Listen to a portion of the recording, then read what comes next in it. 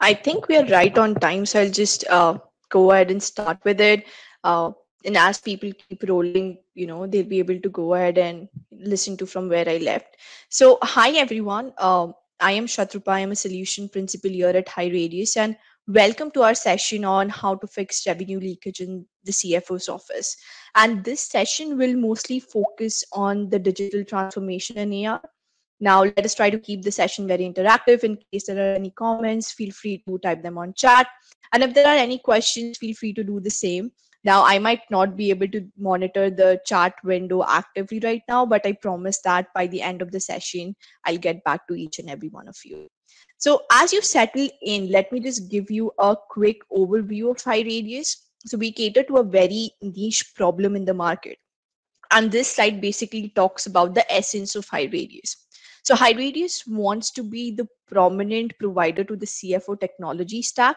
And today, most CFOs have 6 to 7 core solutions other than the ERP system that they rely to do their business on. And when it comes to finance, there are 3 core functionalities that we focus on. One is the autonomous receivables platform, where we have 5 solutions that cover the entire order to cash cycle.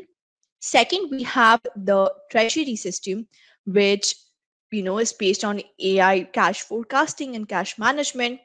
And lastly, we have autonomous accounting, where we have solutions that cater to record to report business process for financial close and account reconciliation. So I think before moving into the core part of the presentation, it's important to learn a little bit about who we are as Highradius. So we are a market leading software provider, and we have more than 3,000 Highradians across 6 countries. I myself am based out of the India office. We are valued at 3.1 billion, and we've raised over $450 million over the last few years. Every year, we process around 4.7 trillion finance transactions across more than 90 countries. And Highradius has also been recognized by the Gartner Magic Quadrant as a leader in the invoice to cash market area. Not only that, we've done over 1,000 AR transformations. So you know that we bring you some level of expertise and excellence with us. Apart from that, Highradius also goes ahead and partners with different BPMs, advisory, and different financial institutions, as you can see from the logos. And here is where I'd like to take a moment and highlight that we also work with different value added resellers. So, in case any of the Aquamatica VARs are here on this call and you want to know more about our partner program, feel free to do so by reaching out to me on chats, or I'll just drop my email on the chat and you can reach out to me there as well. Now, these are just some of the logos who have benefited using Highradius. Now, you might be able to recognize some of the logos, or you might not recognize some of them, and that is completely all right, because our clients are aligned across all industries and across all revenue sizes. So we cater to small businesses, medium-sized businesses, all the way to Fortune 500 companies. Now, our clients have a diverse range of ERP systems, CRM systems, and other financial systems, and we have the ability to integrate with almost any and most of them. And as I'm talking right now, we are actually building a connector for Aquamatica, so all the Aquamatica users can have an easy implementation. And today, let just to keep things simple, I will mostly focus on the account receivable section. And with that, let me just dive right into the core part of the presentation. So what is revenue leakage and what does it mean for the CFO's office? Now, as the name suggests, revenue leakage is a loss of the revenue from your organization, but it is a preventable leakage. So you can actually go ahead and work on it. Now, imagine that you are traveling on a boat and the boat has a hole at the bottom and it is filling with water. Now, eventually, the boat will keep filling with water until it sinks down and it will take you with it. Similarly, if left unchecked, revenue leakage can significantly drop down your profits and can leave your business struggling without capital. So that is why we say that this is the only zero that every CFO wants, zero revenue leakage. But the reality is just so much more different, and we'll go ahead and touch on that. So the reality is that almost 42% of the companies in the world face some sort of revenue leakage, which means almost half the people on this call do as well. And a recent study by EY found out that about 1 to 5% of the revenue is, unnoticed and flows right into the EBITDA, which means that for every $100 million that you're making, you're losing around 1 million to $5 million. Now, again, that might not seem like a big number when you're making 100 million, but think about the dollars you're losing over time. So that 1 million to $5 million over the years adds up to a lot. Now, you might still be skeptical here and thinking that not on my watch is any sort of revenue leakage like this might be happening. But as I move forward with the presentation, I'll be highlighting some of the pain points. And if you're able to relate to those pain points, chances are that you're probably facing revenue leakage as well. So without further ado, let's just get into the sources of the revenue leakages. The first thing that you see on the screen is the word manual. In fact, all you see on the slide is manual, manual, manual. Now, not only manual reduces the operational efficiency, but it also increases the chances of errors. Now, these errors might be while handling invoices, might be while posting cash to the ERP, during different collection activities or handling customer data as well. Now, apart from that, let me just go ahead and highlight the four main account receivable challenges that go ahead and lead to revenue leakage. The number one is missed invoices and payments. Now, invoicing is the most common process with a high revenue leakage risk, and we can't even move to payments until we fix the invoicing part. Now think about a all typical manual process where the first thing you have to do is generate an invoice and mail them to your customer. So that takes about 5 days. The customer then cuts and signs the check and mails it back to you. That takes about another 5 days. And then just consider a filler of more 5 days due to any process errors or holidays. And that's 10 to 15 days short just in logistics for a 30-day payment cycle. So unless we streamline the invoice workflow, CFO office wouldn't be able to collect due receivables on time. Now, similarly, the other part of this is erratic billing and payments. So to stay in a competitive, environment, it is a common practice for all the businesses and organization to offer discounts or dynamically change pricing. And you might be doing that as well. So while that strategy is understandable, if you don't check on your discounts and pricings, you might be selling your products or services at a loss.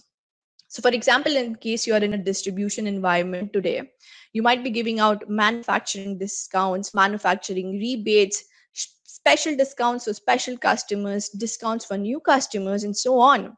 But additionally, while you are making these discounts and you are putting up these offers, your finance team is struggling to keep a track of other parameters. Parameters like the profit post the new discount or the surge in raw material cost and so on. Third, we have the disputed receivables amount. Now, disputed receivables is a big one. And as we know, disputed receivables is inevitable. Disputes happen when there are damaged goods. You can't change that. Disputes happen when there are invoicing errors, when there are special promotions that you are putting through. But account receivable disputes are very tricky to handle and they are very, very time consuming. And here is the question: why do we need to solve these disputes faster? Mainly because of two reasons. If dispute resolution is not reconciled to the satisfaction of the customer, it could harm your customer relationship and it could hurt your future business.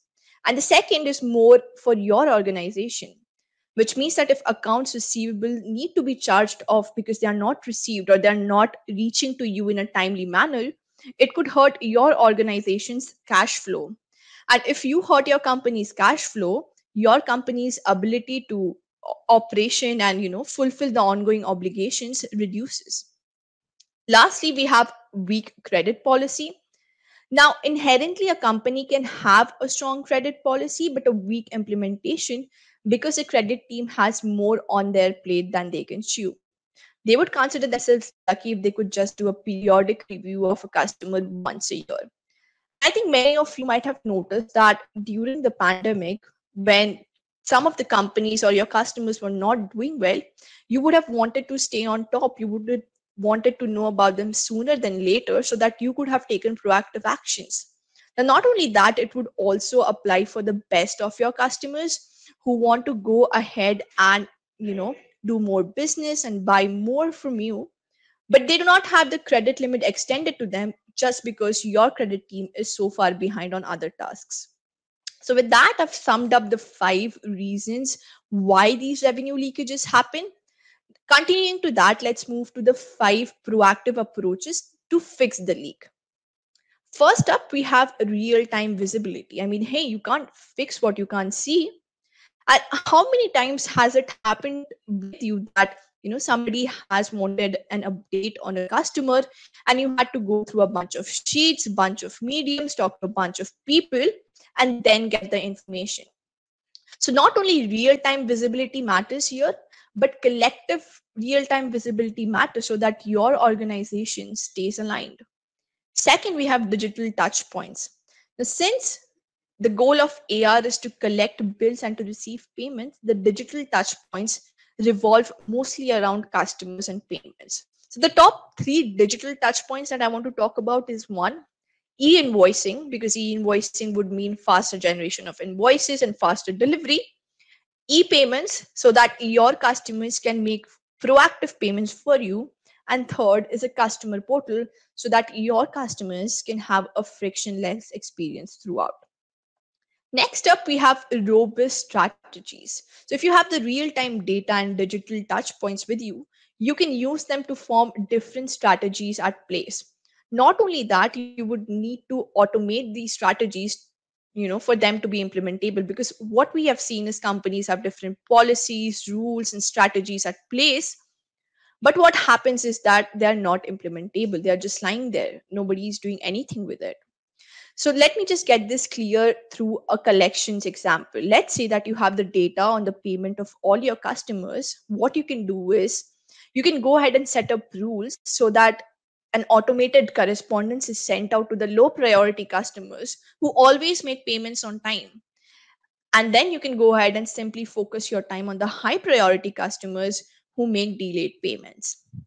Now, continuing from this point is the predictive payment behavior. And predictive payment behavior is like an early warning system for you. So you get to take action quickly instead of waiting it out. You control your customer payments and you get to set your expectations accordingly. And that is very important. And lastly, we have the automated rule based processes. So, the main goal that we see of a rule based system is to capture the knowledge of a human expert in a specific domain. In this case, it would be AR, and then embody it within a system.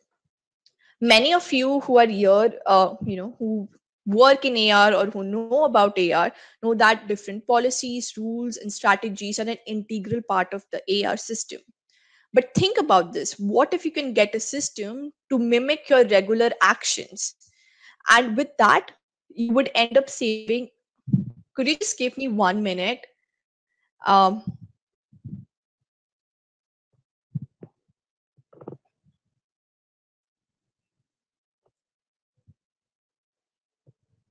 I think there's some issue with the electricity here. So let me just switch my camera off and continue.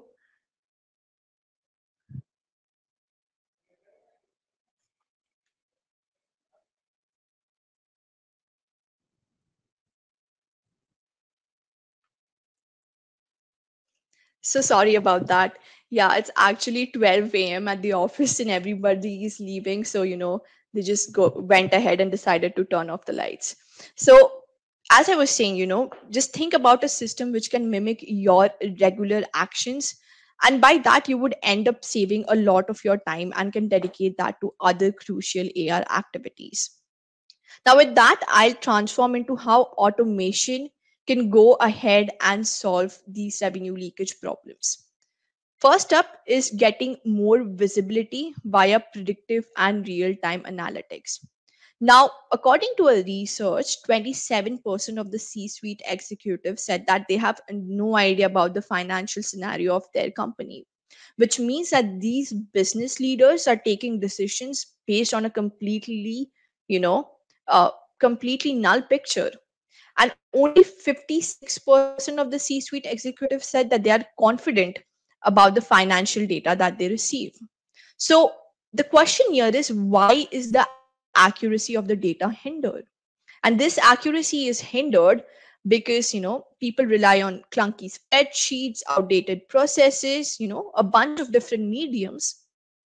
And all this will leave the financial and an accounting team in the dark until the month end. So with automation and with high radius, what happens is that you get to stay on top of important key metrics like day sales outstanding, day deductions outstanding via a real-time data dashboard, which will then give you a complete picture of the financial status of your company. Next up, we have doing more with limited resources. So, as your company is growing, your focus cannot be just hiring in more and more resources, but to utilize the already present resources efficiently. And that is where automation will make your work easier. A quick example of this is this particular graph, which shows the cost of invoice based on the level of the automation a company has achieved.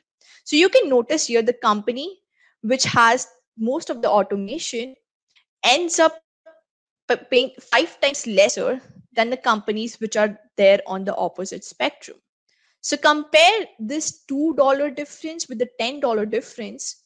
And the only way that you can bridge this gap is to automate the transactional process like invoicing and cash application.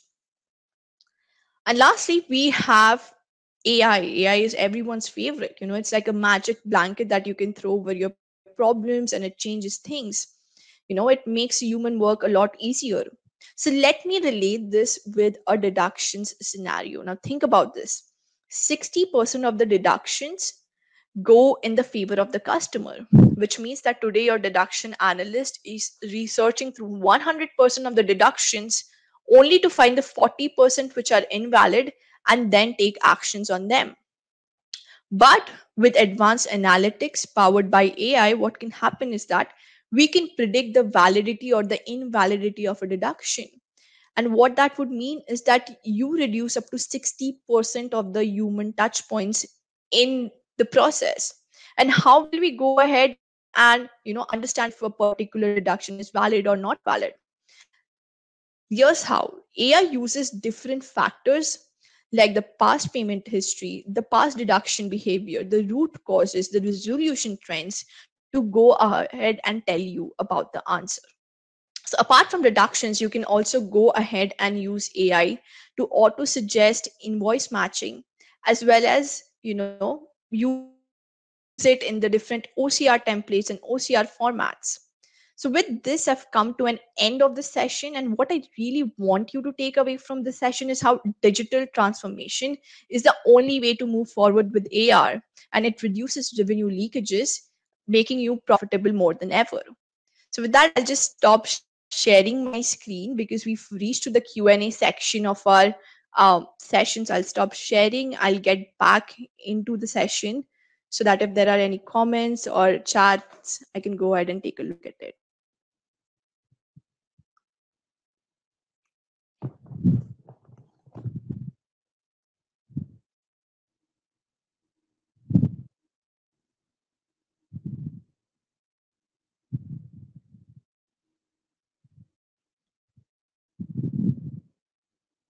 I don't see any questions. So,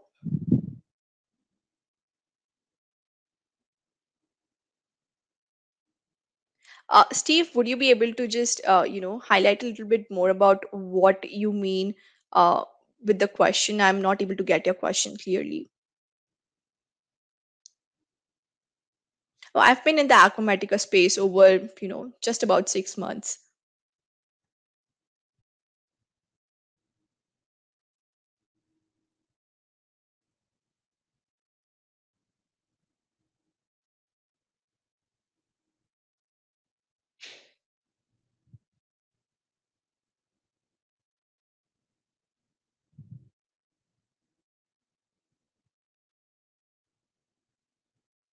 So our acuMatica connector should be ready by end of November, and then we should be good to go.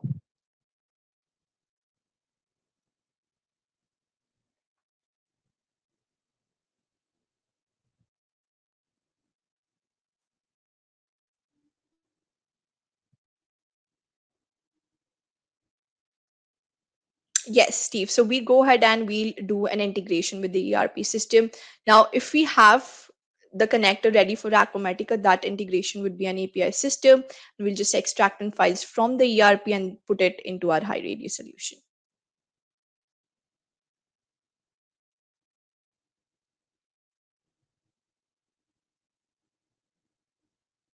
Thanks, Maureen. Thanks, Steve. Thanks, everyone, for joining in.